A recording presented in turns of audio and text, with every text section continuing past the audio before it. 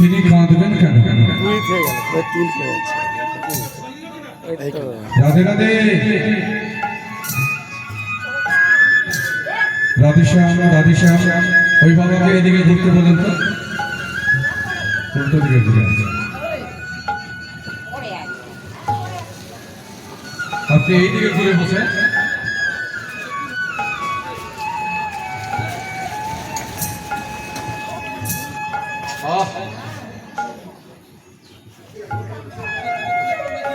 ওইখানে বসেন, এইদিকে ঘুরে বসেন।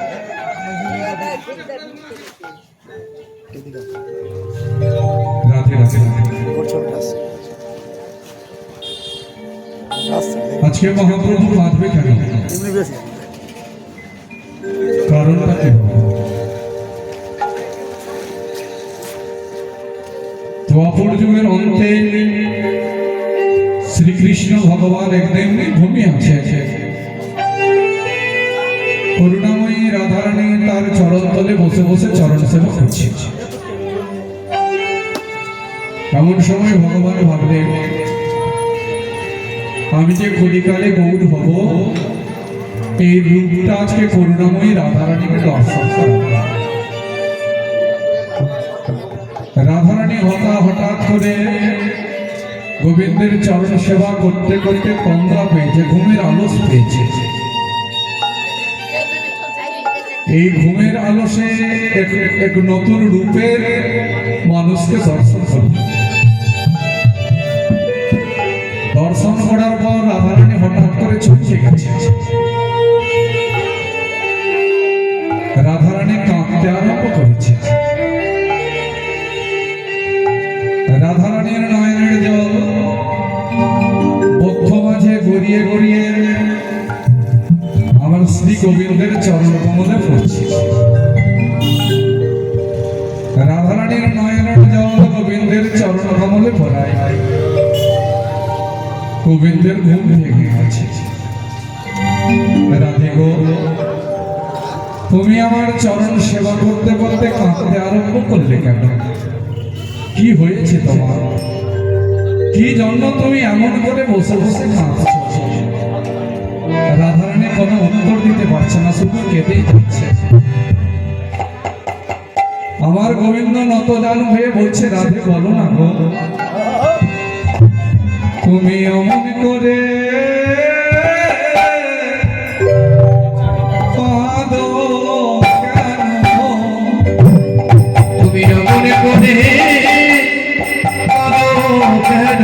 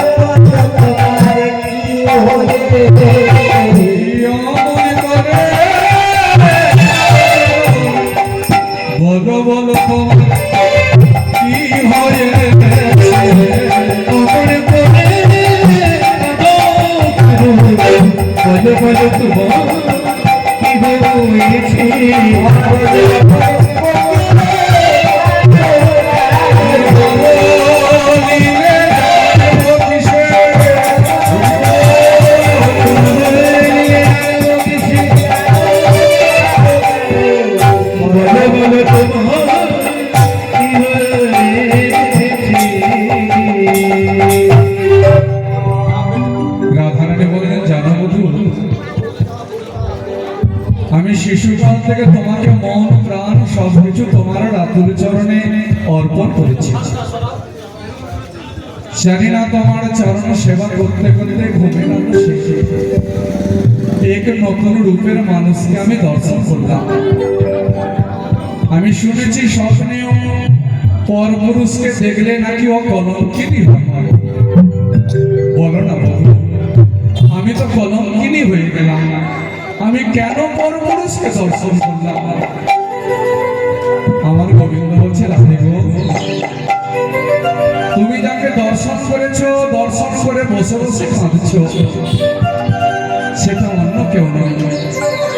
আগমনে কলিকালে নবদ্বীপ নগরে মা শচীনন্দের গর্ভসিন্ধু আলোকিত করে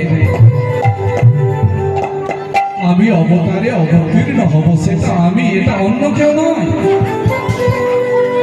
তবে বধূ, তোমার হাতে বাঁশি নেই, তোমার মাথায় চূড়া নেই, তোমার রাজকীয় বেশ নেই, এই বেশগুলো গেল কোথায়? রাধে রাধে। আমার গোবিন্দ বলছে, জানো রাধে, এইগুলো দেখেছো তুমি দাপরকালের লীলার বেশভূষা, কিন্তু আমি যখন কলিকালে গৌর হব তখন আমার এইগুলো বেশভূষা থাকবে না। কি করবো জানা জানো রাধে, জানো রাধে, আমার নামে করে কেঁদে কেঁদে তুমি কি সুখ পাও? আমার নামে করে তুমি কেঁদে কেঁদে কি সুখ পাও? সেই সুখকে জানার লাগি, এই সুখকে জানার লাগি আমি কলিকালে গৌর হব, আমি কলিকালে গৌর হব।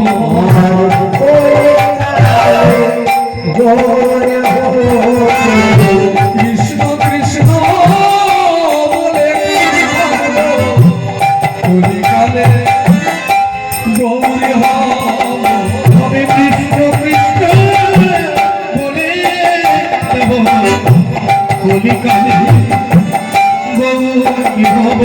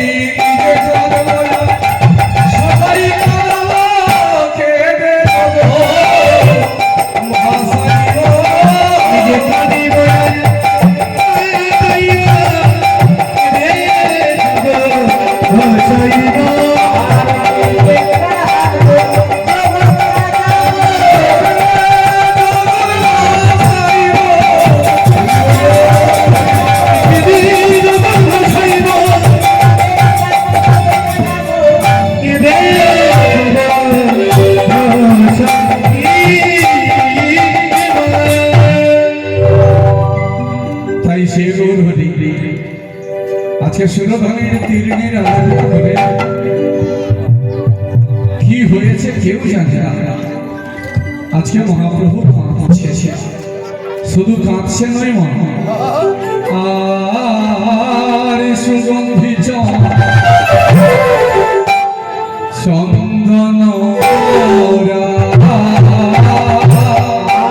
সুগন্ধি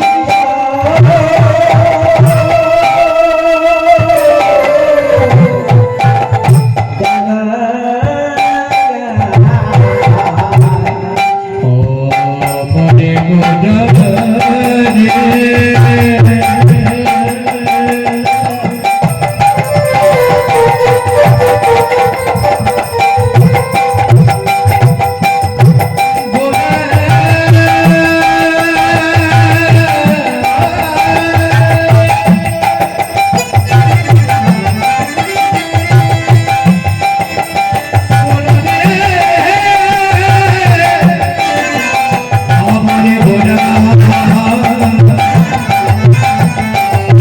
আর ভরে গোরা রে আর সুগন্ধি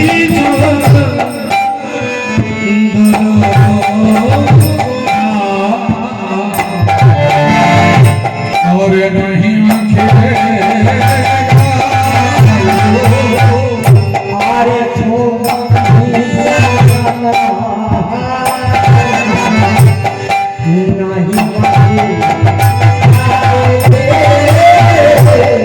और सुगंधी सुगंधी नहीं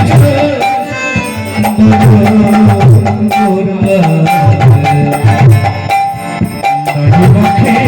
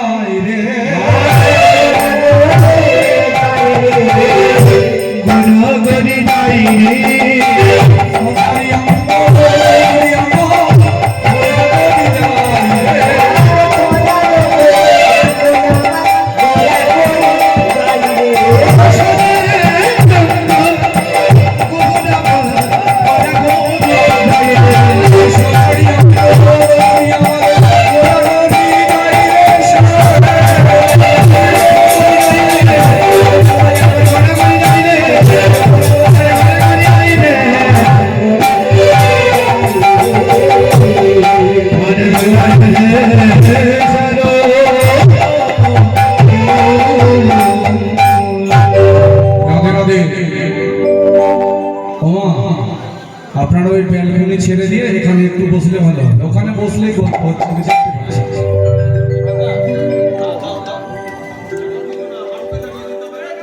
ভগবানের কথাও কিছু জায়গায় বসে শুনতে নেই, নিচে নিয়ে আসেন, ওখানে দেখছি শুধু গল্পই হচ্ছে। আজকে মহাপ্রভু নবদ্বীপের মাটিতে গড়াগড়ি দিলেন। আস্তে পৃথিবীতে এত জায়গা থাকতে মহাপ্রভু আমার নদিয়ার মাটিতে গড়াগড়ি দিলেন কেন?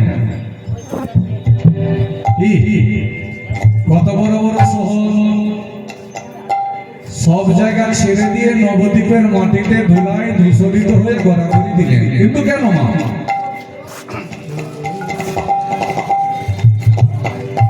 ভগবানের কথা দেওয়াই ছিল। কবে দেওয়া ছিল? দেখবেন ভক্তের যদি অহংকার হয়, ওই অহংকার ভগবান সইতে পারে না। ভগবান ওই অহংকার খুব তাড়াতাড়ি চূর্ণ বিচূর্ণ করে দেয়। ভগবান একদিন বসে আছেন, আর দেবর্ষি নারদ বিনা যন্ত্রে ভগবানের নাম গাইতে গাইতে মনে মনে বড় অভিমান হলো যে আমার মতো বড় ভক্ত বুঝি এই ত্রিভুবনে অনন্ত কোটি বিশ্ব ব্রহ্মাণ্ডে কথা বলি, কারণ আমি বিনা যন্ত্রে সবসময় ভগবানের নাম করি। এই যে অহংকার, ভগবানের ওই রকম করে কীর্তন শোনে মা, রাধে রাধে। কেউ কীর্তন শুনে রঙে, কেউ কীর্তন শুনে ঢঙে, আবার কেউ কীর্তন শুনে ঠ্যাঙে। এরকম কীর্তন শুনতে হয় না মা, অপরাধ আছে, মনে কিছু করবেন না। রাধে রাধে। তো দেবর্ষি নারদ ভগবানের কাছে গিয়ে বলছে, হে মাধব, আমার চাইতে কি বড় ভক্ত কেউ আছে তোমার মনে পড়ছে? ভগবান মনে মনে করছে, নারদ তোমার অহংকার হয়ে গেছে না? এই অহংকারকে তো ভেঙে দিতে হবে, চূর্ণ বিচূর্ণ করে দিতে হবে। নারদ, তুমি সবচাইতে বড় ভক্ত কিনা এটা আমি কালকে তোমাকে বলবো। ঠিক এই সময়ে তুমি আমার কাছে আসবে। দেবর্ষি নারদ আস্তে আস্তে অন্যত্রে চলে গেল। পরের দিন মনে বড় দর্প নিয়ে, অহংকার নিয়ে, মাধব আর বলবে কি, আমার চাইতে তো বড় ভক্ত কোথাও নেই। ঠিক আছে, আজকে আমি তার মুখ থেকেই শুনছি। গিয়ে ভগবানকে দণ্ডবোধ করবে, বলেন, বলো মাধব, আমি সবচাইতে বড় ভক্ত কিনা তুমি আজকে আমাকে বলার জন্য ডেকেছ। ভগবান কোনো কিছু বলছে না, মাথায় হাত দিয়ে পালঙ্কে বসে মাথায় হাত দিয়ে আছে। দেবর্ষি নারদ বলছে, মাধব তুমি বলো, কথা বলছো না কেন? ভগবান বলছে, জানো নারদ, আমার না বড় মাথা যন্ত্রণা করছে, মাথা ব্যথা করছে। এত মাথা যন্ত্রণা করছে, মনে হয় আমি বোধহয় আর প্রাণে বাঁচব না। দেবর্ষি নারদ বলছে, ভগবান, তোমার যখন এত শিরোপীড়া, মাথা ব্যথা, মাথা যন্ত্রণা, আমি ভালো একটা বৈদ্য নিয়ে আসি। তখন তো ডাক্তার ছিল না। ভগবান বলল, নারদ, আমি কোনো বৈদ্যের চিকিৎসায় ভালো হব না, তবে আমি কিসে ভালো হব জানো নারদ? কোন ভক্ত, শুদ্ধ ভক্ত নিজের চরণ ধুলি যদি আমার মাথায় দেয়, তাহলে আমি খুব তাড়াতাড়ি সেরে উঠব, না হলে আমার এই রাতে ভালো হবে না। দেবর্ষি নারদ ভাবল, আমি তো নিজেকে বড় ভক্ত মনে করেছি,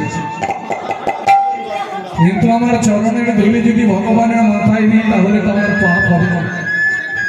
হে মাধব, একটু অপেক্ষা কর, আমি ভক্তের চরণ ধুলি নিয়ে খুব তাড়াতাড়ি আসছি। রাধে রাধে। দেবর্ষি নারদ ভাবল, সবচাইতে বড় ভক্ত কে? আমি ব্রহ্মলোকে যাব, ব্রহ্মার কাছে। রাধেশ্যাম, ব্রহ্মার কাছে যেই গেছে, ব্রহ্মাকে গিয়ে দণ্ডবোধ করেছে। ব্রহ্মা বলছে, নারদ, তোমার বদনে এত ম্লান কেন? কোনো কিছু হয়েছে কি? দেবর্ষি নারদ বলল, জানো, কারণ ভগবানের অবস্থা ভালো নেই। তার এত শিরোপীড়া, এত মাথা যন্ত্রণা, ও নাকি প্রাণে বাঁচবে না, ও নাকি প্রাণে অল্পক্ষণের মধ্যেই মরে যাবে। ব্রহ্মা বলছে, নারদ, এই ব্রহ্মালোকে অনেক ভালো ভালো কবিরাজ বৈদ্য আছে, তুমি একজনকে নিয়ে যাও, আর ওই কবিরাজ বৈদ্য চিকিৎসায় তোমার ভগবানের শিরোপীড়া ভালো হবে। দেবর্ষি নারদ বলল, জানো পিতা, ওই কবিরাজ বৈদ্যের চিকিৎসায় আমার ভগবান ভালো হবে, তবে তুমি ভালো করতে পারবে। আমি, হ্যাঁ, কারণ তোমার চরণ ধুলি যদি আমাকে দাও, আর ওই চরণ ধুলি আমি নিয়ে গিয়ে যদি ভগবানের মাথায় দিই, তাহলে ভগবানের শিরোপীড়া খুব তাড়াতাড়ি ভালো হয়ে যাবে। ব্রহ্মা বলছেন, আমি চরণ ধুলি দিতে পারবো না। ভগবানকে আমি আমার চরণ ধুলি দেবো মাথায় দেওয়ার জন্য, না আমার পাপ হবে, আমি দিতে পারবো না। দেবর্ষি নারদ ছুটতে ছুটতে চলে গেলেন কৈলাসে। কৈলাসে যিনি বৈষ্ণবের শিরোমণি ভোলা মহেশ্বর, যিনি সিংহাসন আলোকিত করে বসে আছে। দেবর্ষি নারদ যেমন গিয়ে ভোলা মহেশ্বরকে প্রণাম করলেন, তেমন ভোলা মহেশ্বর দেবর্ষি নারদকেও প্রণাম করলেন। দেবর্ষি নারদ বলছে, জানো প্রভু, আমার গোবিন্দের আমার মাধবের শরীর ভালো নেই, বড় শিরোপীড়া, বড় মাথা যন্ত্রণা করছে, বলছে নাকি প্রাণে বাঁচবে না। কেন? এখানে ভালো কোনো কবিরাজ বৈদ্যকে নিয়ে যাও। বলে, জানো প্রভু, তার চিকিৎসাই ভালো হবে। যদি তোমার চরণধুলি দিতে পারো, ওই চরণধুলি গিয়ে যদি আমার মাধবের মাথায় দিই, তাহলে মাধবের শিরোপীড়া ভালো হয়ে যাবে। বৈষ্ণবের শিরোমণি মহাদেব বললেন, নারদ, যার নাম করতে করতে আমি সোনার কাছে ছেড়ে দিয়ে শ্মশানে বসে বসে তার দিবানিশি তার ভজন করি, নাম করি, আর আজকে আমার চরণধুলি তার মাথায় দেব, আমার পাপ হবে, আমার দ্বারা হবে না। নারদ, এত জায়গায় পরিভ্রমণ করে কেউ দিল না। শেষে ভগবানের কাছে এলো, বললো, জানো মাধব, এত জায়গায় গেলাম, কেউ চরণের ধুলি আমাকে দিল না, যাতে তোমার মাথায় আমি দিই। নারদ, তুমি বৃন্দাবনে গেছো? না প্রভু, বৃন্দাবনে গিয়ে কি করবো? সেখানে আওয়ালিনী গোয়ালিনী পাগলিনীর দল, ওই গোয়ালিনীরা কি করবে আমি বৃন্দাবনে যাবো? তুমি একবার বৃন্দাবনে যাও। আমার মন বলছে, যাকে তুমি পাগলিনী আওয়ালিনী বলছো, সেই গোয়ালিনীর দল দেখবে তোমাকে চরণধুলি দেবে। দেবর্ষি নারদ ছুটতে ছুটতে বৃন্দাবনে গেলেন। দেবর্ষি নারদকে দর্শন করে বৃন্দাবনের ব্রজবাসীরা সকলে ছুটে এসে জিজ্ঞেস করছে, বলো না দেবর্ষি, বলো না নারদ, তুমি তো ভগবানের মাধবের কাছে কাছে থাকো, আমার মাধব ভালো আছে।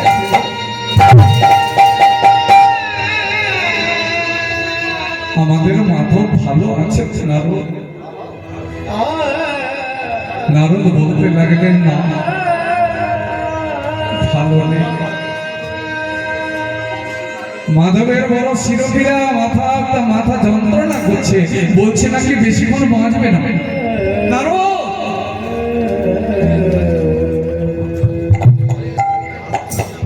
বৃন্দাবনে বড় বড় কবিরাজ আছে, বৈদ্য আছে, আমরা একটা জোগাড় করে দিচ্ছি, তুমি নিয়ে যাও। না না না না না না, ওই তাদের চিকিৎসাই ভালো হবে না। তবে তোমরা যদি তোমাদের চরণ ধুলা দাও, এই চরণ ধুলো যদি আমার গোবিন্দের মস্তকে দিই, গোবিন্দের শিরোপীড়া ভালো হবে।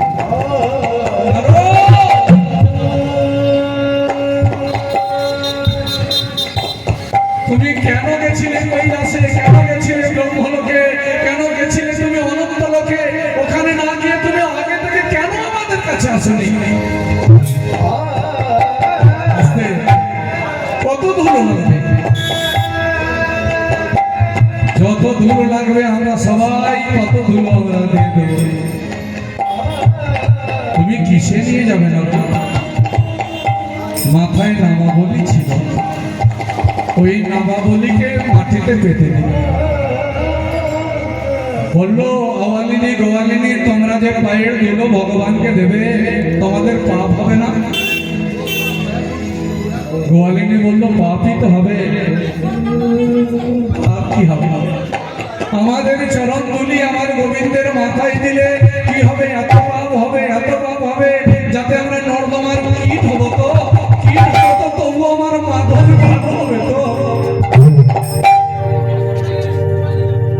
যাদের পায়ে ধুলা ছিল তারা ছেড়ে দিল, যাদের পায়ে ধুলো নেই তারা ধুলো মাখিয়ে মাখিয়ে চল ওই নামাবলিতে ছেড়ে দিল। এত বড় পুটলি হয়ে গেল। বললো, আওয়ালিনী গোয়ালিনীর দল, এত বড় পুটলি আমি নিয়ে যাব কি করে, তুলবো কি করে? সকলে তার মাথায় তুলে দিল। দেবর্ষি নারদ চলে যাচ্ছে, যেতে যেতে মনে মনে ভাবছে, শুদ্ধ ভক্তের চরণ ধুলি মাথায় পড়েছে তো, নারদের প্রেম হয়ে গেছে। চরণ ধুলিগুলো নামাবলী থেকে ছিটে মোটো তার অঙ্গেতেও করতে আরম্ভ করেছে। দেবর্ষী নারদ ঝরঝর করে কাঁপছে। যে চরণের ধুলো ব্রহ্মা দিল না, যেই চরণের ধুলি কৈলাসে গেলাম ভোলেনাথ দিল না, যাকে আমি আওয়ালিনী গোয়ালিনী কাকলিনীর দল বলতাম, তারা সকলে মিলে চরণ ধুলি দিল। আমি নিজেকে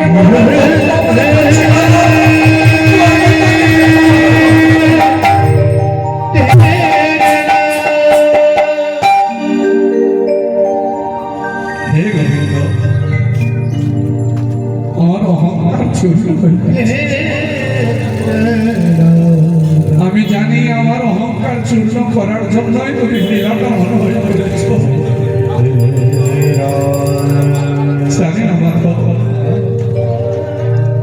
জানি না আমার কবে প্রেম হবে, নিজের অহংকার কখন আমার বর্জন হবে, কখন আমার প্রেম।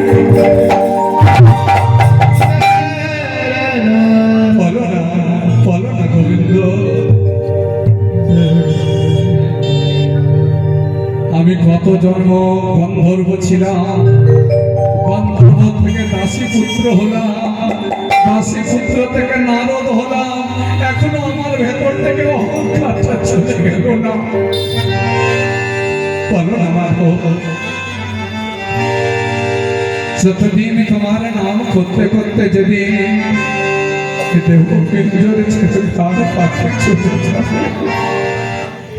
সেদিন এই আত্মাটা পার করে দাও বলে উন্মাদের মতো চিৎকার করবে। বলো না মাধব, সেদিন তুমি কি হাতে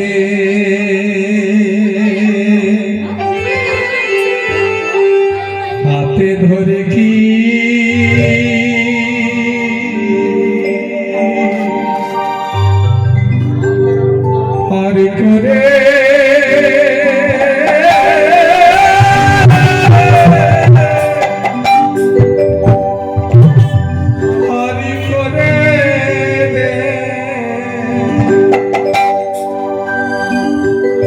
করে দেবে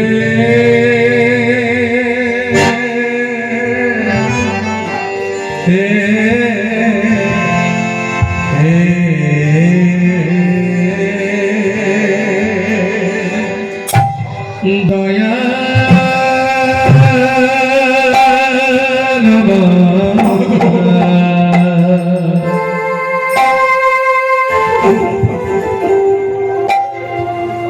তুমি সেদিন হাতে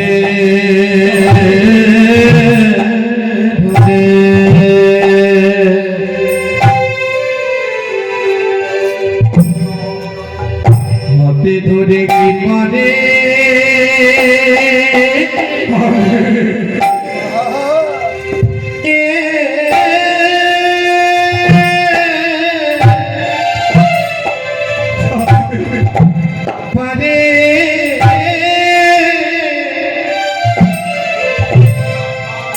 তুমি পারে পরে দেবে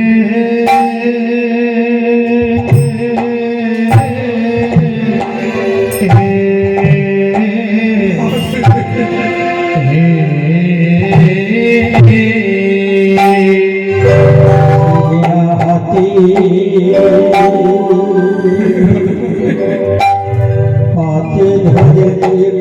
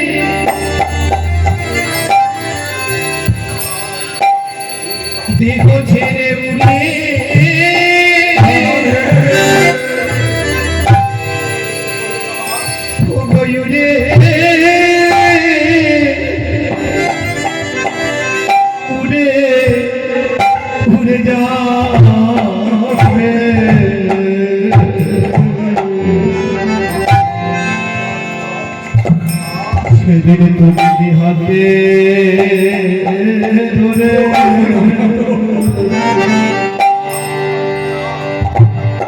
তুমি কি পারে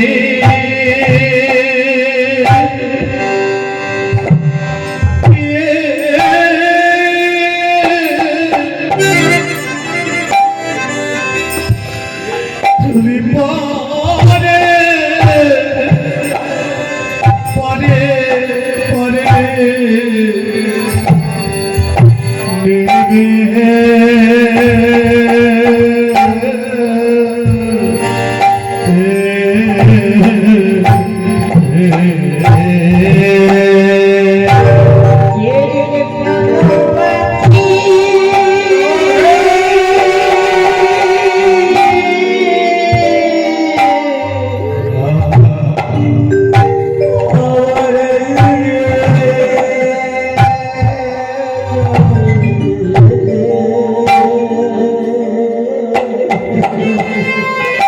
যেদিন চিতায়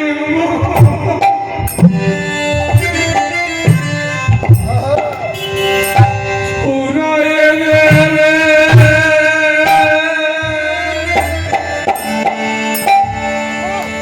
মনের মনের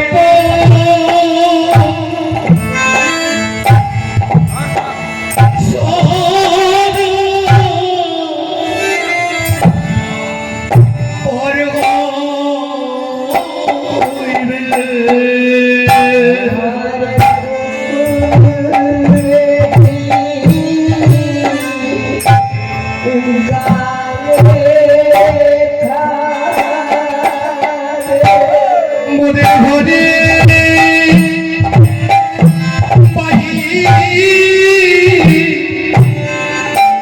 করে দেবে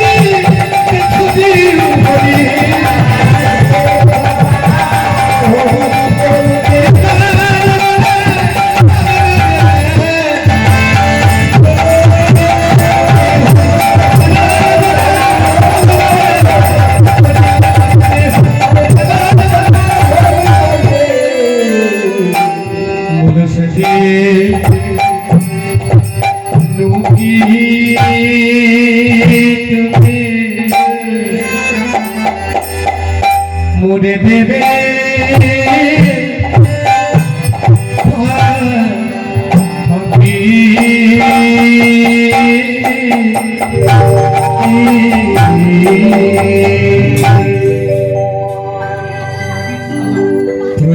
ব্রজগোপীদের চরণ ধুলো মাথায় করে এনে নারদ যখন ভবাস করে ফেলে দিল, দেখছে যে সেখানে ভগবান নেই। এই গল্প ভগবানের কি হলো, বসে নেই কেন? শিরোপীড়া যন্ত্রণায় তো ছটফট করছিল। চারিদিকে ঘুরে ঘুরে দেখছে ভগবান পায়চারি করছে।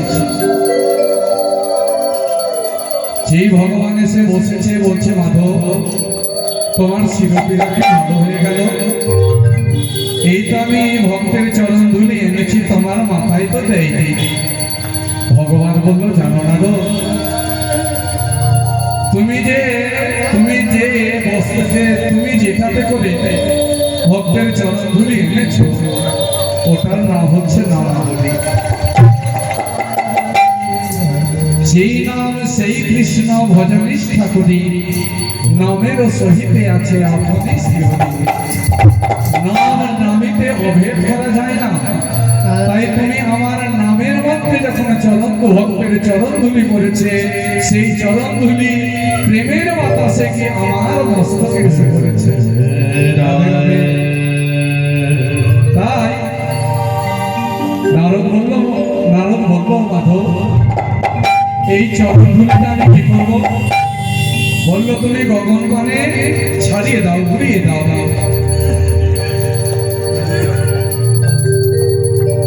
এটা যেখানে গিয়ে পড়বে আগমনী কলিকালে, সেখানে গিয়ে আমি যাব।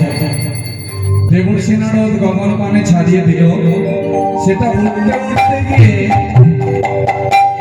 এই আমাদের সুরধনী গঙ্গায় এসে পড়ব। সেখানে যেখানে বললো সেখানে দ্বীপ হয়ে গেল, দ্বীপটার নাম হলো নবদ্বীপ। আমার ভগবান বললো, জানো না রোদ, আমি যেদিন কলিকালে মা শচী দেবীর গর্ভ সিন্ধু আলো করে যখন যেদিন অবতারে অবতীর্ণ হব, যেদিন কলির জীবকে আমি হরিনাম দেব, যেদিন আমি নিজে কাঁদবো, কলির জীবকে কাঁদাবো, শুধু কাঁদবো না, সেদিন আমি ভুলাই গোড়া গদি দেব, ভুলাই গোড়া গদি দেব,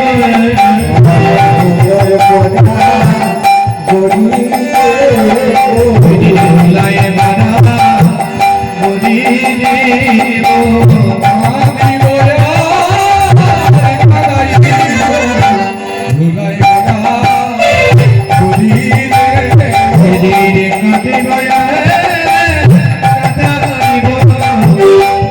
ভুলাই বাড়া গদি দেব।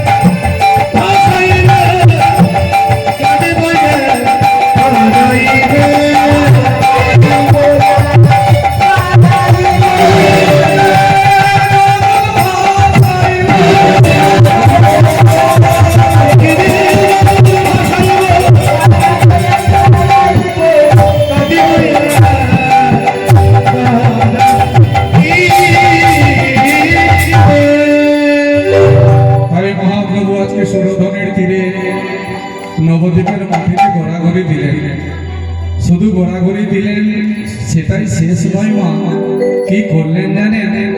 অগমান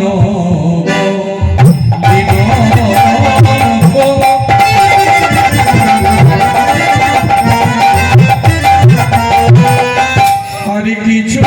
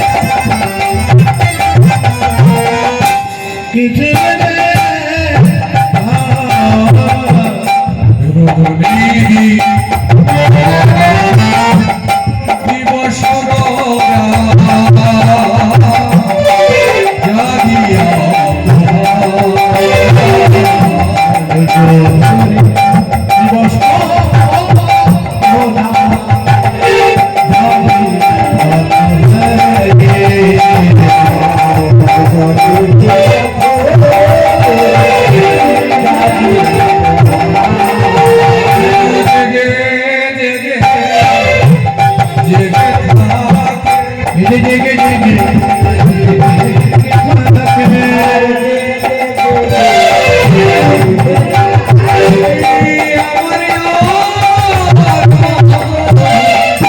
জেগে জেগে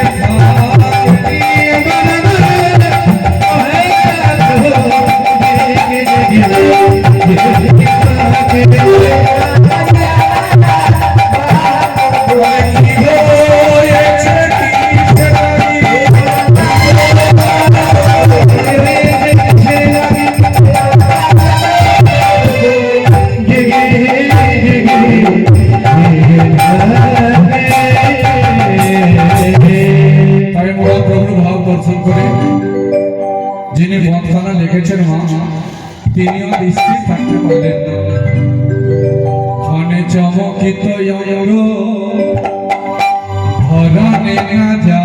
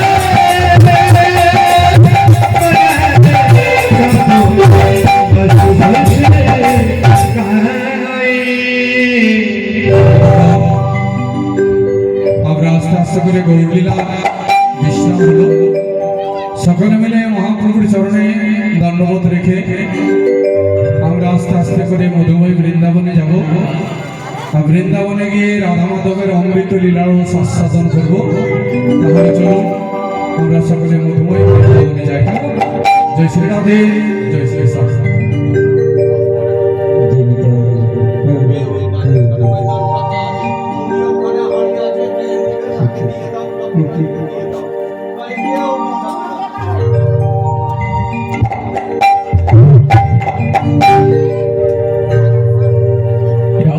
রাধে রাধে